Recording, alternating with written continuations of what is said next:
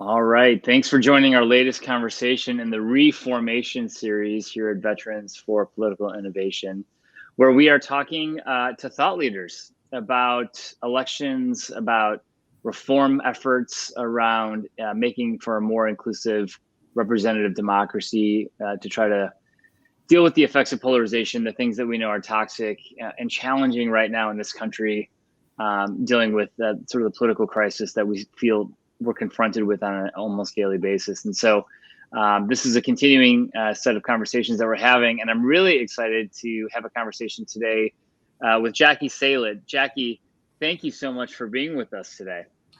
Well, Todd, it's great to be here. Thanks so much for inviting me. I really appreciate the conversation today. Yeah.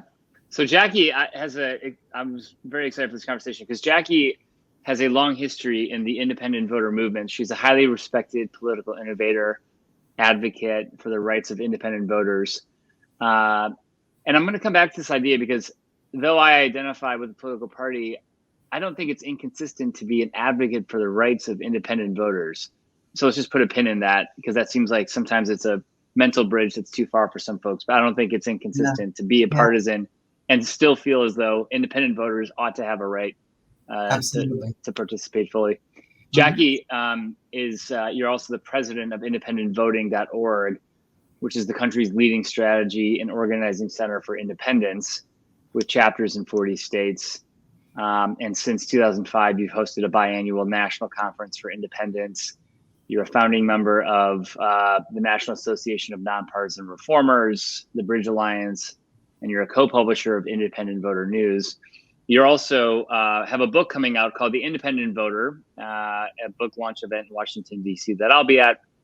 And you're helping launch the Arizona State University Center for Independent and Sustainable Democracy. So that's an impressive resume. Right. But Jackie, can you go back and help us understand why did you get involved in this work in the first place? You know, I grew up in New York City in the post-war period, 1950s and 1960s, and I grew up in a very political family, and you know, it was a time in the country of a lot of excitement and energy. And by the way, I am the daughter of a World War II veteran. My dad was in the Navy, and he's 95, and he's still alive and kicking. And he and I play golf and do all kinds of things together. So he's like definitely like the greatest generation type person. And but you know, as I was growing up, and I was very fortunate because I was in New York City, and I was exposed to just a crossroads of vitality and culture and politics and all of that. And then I went into journalism, and I worked at a national network in the news division for a number of years. But I began to have this experience that, something was brittle, something was not fully responsive to where the country was moving to. And at the time, it was a little bit like grasping at straws.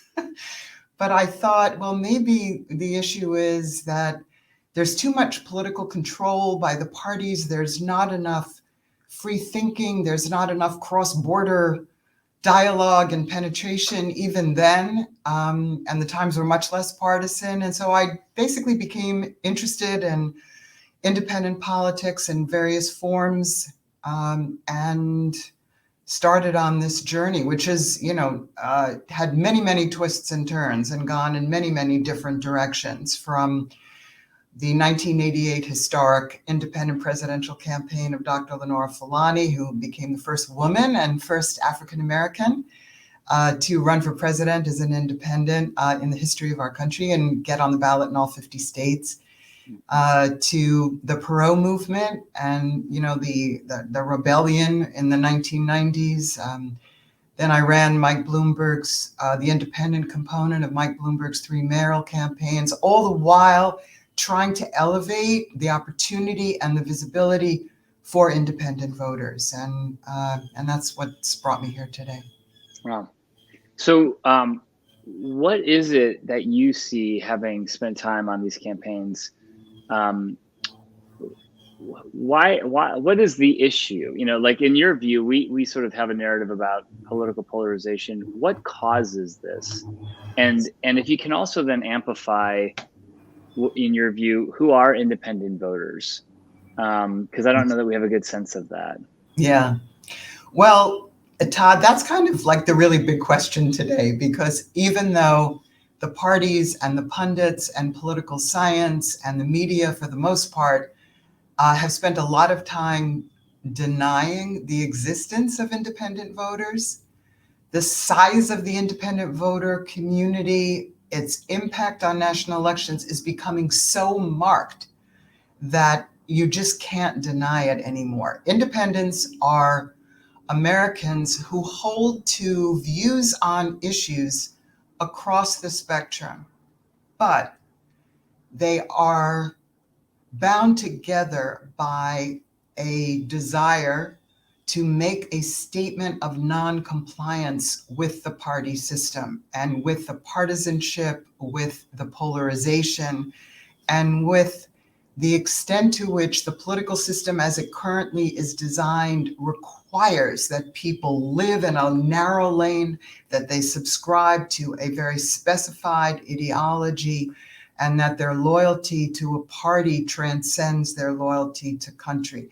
And there's just so many people, Gallup, the Gallup polling organization, is now polling these numbers every month, and the numbers fluctuate between 42 or 43% and 50% of Americans who identify themselves as independent.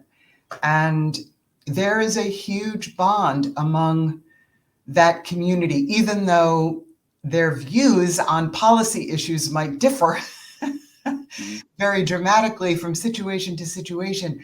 And I will tell you that the sense now among these Americans, and also to go to your point that you wanted to put a pin in, not just people who identify as independents, people who are in the parties as well. Many of them are there because they want to be able to vote in a primary.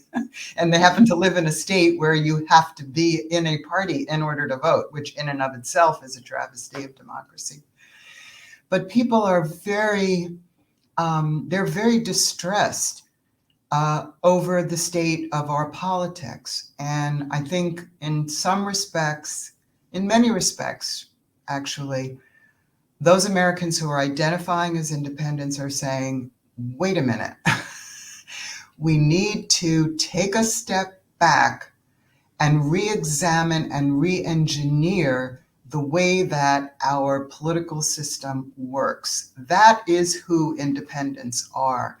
And so I think the challenge today, and this is what I've been working on for most of my career, is to help those independents become more visible and to have them be recognized as the legitimate force that they are.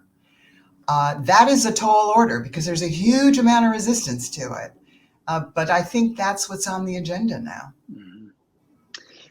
What is the resistance? Because here's what I find interesting, and I spend a lot of time in partisan rooms where both political parties, Republicans, Democrats, have a narrative about how politics are broken. Both, in theory, kind of prescribe solutions, and yet this chasm grows wider.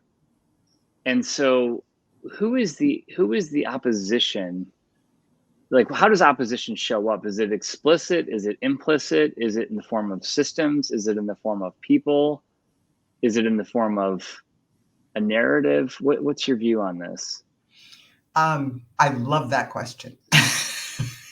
So I have an answer as well, but I want to hear yours first. Oh, thank you for asking it. It shows up in a million ways. You mentioned I'm now the co-director of the ASU Center for an Independent and Sustainable Democracy with my brilliant co-director, Dr. Tom Riley. And part of what we're engaging there is the bias within political science that says there's really no such thing as an independent, because if you ask an independent, whether they lean in one direction or who they voted for in the last election or set of elections, they will generally speaking say either a Democrat or Republican, because that's generally speaking who's on the ballot that they had the choice to vote for. Mm-hmm. And by the way, this question has been baked into the political science methodology for 50 years. So they ask people, how do you identify Democrat, Republican, or independent? If you say Democrat, if you say Republican, taken at face value. If you say independent, whoa, we have a follow-up. We want to know really how you perform and how you act and what you've done. And so this bias in political science is very profound, and this needs to be taken on. And this is one of the places that you see the resistance. Another place that you see the resistance is when the opportunity to allow independent voters to vote in first round voting actually comes before the public. So, for example, in New York City, I mentioned I was associated with Mike Bloomberg and Mike's mayoralty and Mike's mayoral campaigns. Mike and I worked together to try to bring nonpartisan elections to New York City. Right now, there are 1 million independent voters in New York City who are not allowed to vote in closed party primaries, and we wanted to change this. Well, as soon as it was even talked about, never mind put on the ballot, every political party in the state, the New York Times, the New York Post, the unions, the good government groups, they all stood up and said, this is a bad reform. This is a not good direction. It's going to have this impact. It's going to do this. It's going to do that. When the issue was simply that you had 20 to 25% of the electorate in New York who were not permitted to vote in the round where 99% of the elections are decided. Not to mention that they're paying taxes to cover the cost of those elections that they're not allowed to vote in. So the resistance range from those kinds of real politics situations where there's actually a choice that's being put before a community of voters, to the fundamental places where the culture and the views are being shaped, as is the case in academia, and really a million different spots in between. Mm. And what would, because we think about New York City, and I want to hit on some of the reforms that have come to New York City. What is the strategy to overcome that? Because you look at someone like Mike Bloomberg, who did successfully, execute an independent campaign for mayor, and with, sort of unlimited resources and all the hurdles that he faced, he was able to deliver that. But let's go back to New York City for a minute. What has changed there? And what is the strategy to undo some of the things or counter some of the things that you've just laid out? I think New York is a very, very tough case because it's very, very controlled politically, very controlled by the party machines. That said, voters who are coming of age in that city, younger voters from across very, very diverse communities are disenfranchised. People who've chosen to be independents are disenfranchised by the existing system. And I think that what's starting to happen now is that there's conversations that are going on in different communities about whether it would be possible to bring the issue back around. The current Mayor Eric Adams, actually, when we tried to bring nonpartisan elections to New York in 2002 and 2003, when Mike Bloomberg was mayor, Eric was one of the very, very few leaders at that time who supported nonpartisan elections. And he was very, very outspoken. He wasn't in public office at the time, but he was the head of 100 Black law enforcement officers who care. And now he's mayor. Mm-hmm. And so one could expect or hope that the combination of now having another mayor who has been a longtime supporter of this issue, combined with the changing demographics at the base level, combined with a recognition that the constraints and the brittleness of the old system cannot hold, and that we have to make those kinds of changes. So can we get there? That's really an open question. The New York Times editorialized feverishly against this reform back in '02 and '03 when it was going on the ballot.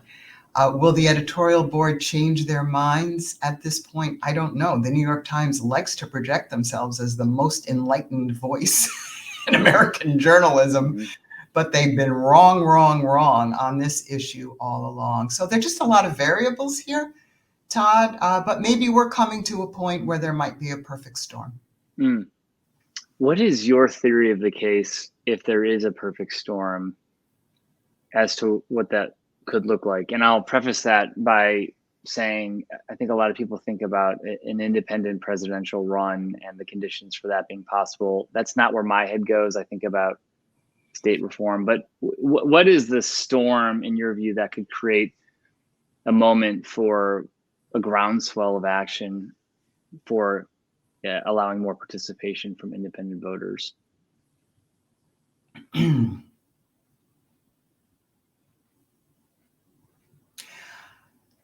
I know silence is not a good thing.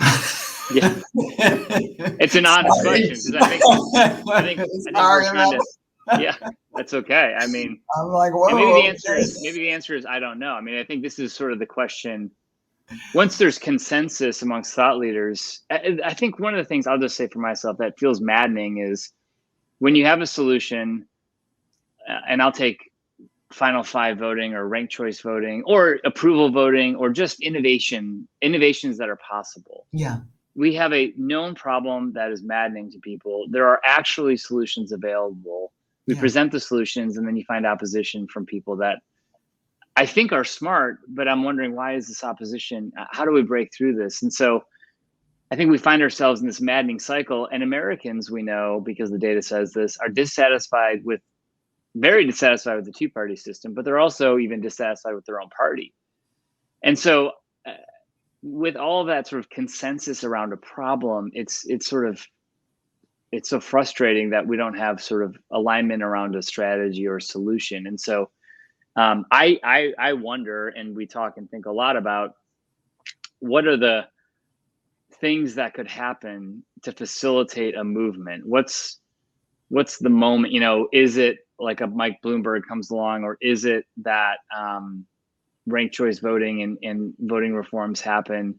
Is it a cultural crisis that we experience as a country? Sort of what are the things that are going to move us towards a more representative democracy, or something that begins to break up the two-party duopoly, which, even if you're liberal and you vote Democratic, I would argue is still toxic. Even if you're conservative, you vote Republican, it still isn't working. Sure. Yeah.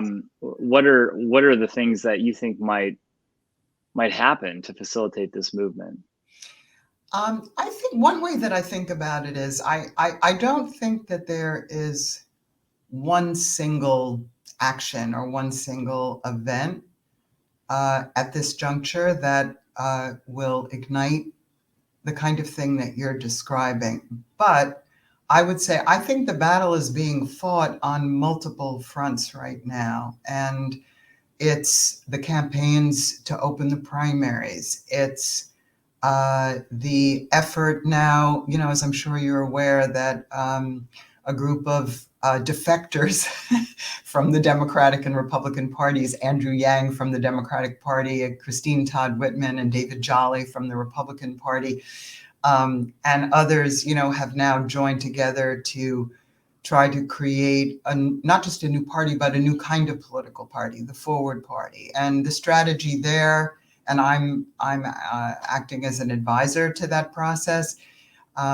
The strategy there is to build infrastructure on the ground level. It's not about running an independent presidential campaign at this stage of the process, but it's about activating and enlisting literally the millions of people, on the ground in state after state after state who want to create some kind of political alternative. And the concept on the Forward Party side is, let's focus on the process issues. Let's focus on the democracy questions. Let's focus on the very things that you were just describing.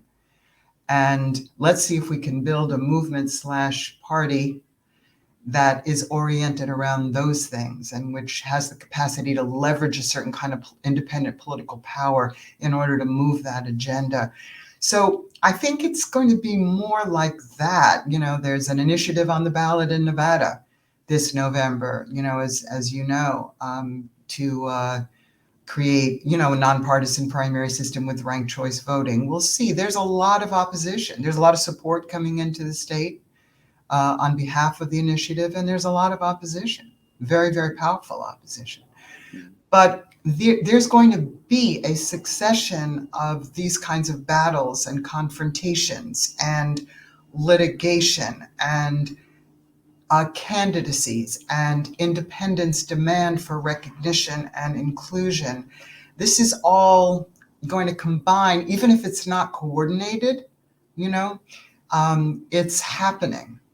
And at what point does that hit like a level of critical mass or a tipping point? I just think that's impossible to know. But the momentum is going in that direction. Mm-hmm. And that was sort of, we could have a lot of conversations, and we'll have more conversations. But that's kind of the last question I want to have for you, which is, having been in this work for 20 years, what do you think feels different in this moment, and what maybe does not feel different?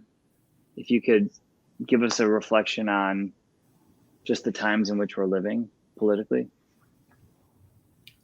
Here's what that's a very, very interesting and provocative question. I think what's different now, I would say, is, well, there's many things, but one to focus on one is that I think 20 years ago, 30 years ago, when Perot ran, for example, in the 1990s, I think there was a belief, sort of a popular belief that it was possible to restore a political center,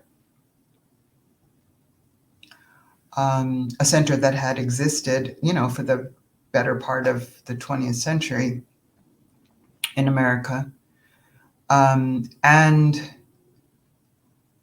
I think today, many people feel that that isn't possible any longer.